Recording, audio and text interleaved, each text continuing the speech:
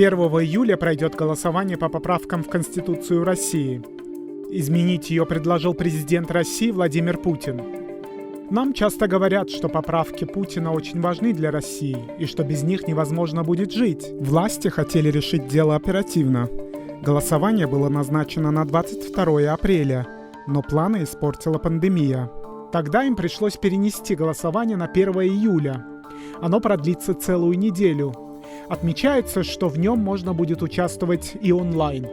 В основной закон России предлагается внести более 300 поправок. Мы выделили лишь некоторые из них. Чем же сулит внесение изменений для народов Поволжья? Если русский язык объявят языком государствообразующего народа, ему присвоят новый привилегированный статус. Он и так уже де-факто единственный государственный язык. Также ожидается сужение полномочий местного самоуправления. Федеральные власти расширяют возможности встревать в дела локального значения даже по незначительным вопросам. В новых поправках говорится и о федеральных территориях. Если федеральные власти посчитают какую-то землю особо важной для себя, то они смогут выделить ее из республики и ввести прямое управление. Например, Казань из Татарстана или Уфу из Башкортостана. Еще одна важная деталь. Призывы к отделению какой-то территории от России, даже просто сказать, что она не российская, будет считаться антиконституционным шагом или экстремизмом. Каких важных изменений ожидать федеральной власти?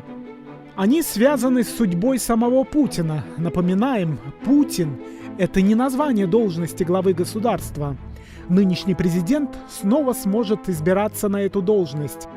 И в 2024, и в 2030 Путин сможет быть главой до 2036 года.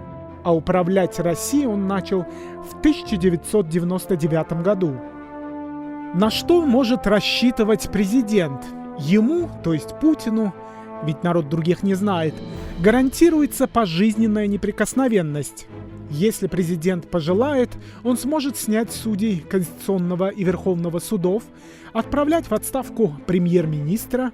Несмотря на право вето парламента, он сможет усомниться в законопроекте, отправив его на проверку законности. Россия вроде светское государство. Хотя этот тезис сохраняется в Конституции, там пропишут слова о вере в Бога. Парламенты республик уже одобрили эти поправки. Тех, кто против, не услышали. А вы поддерживаете такие поправки в Конституцию?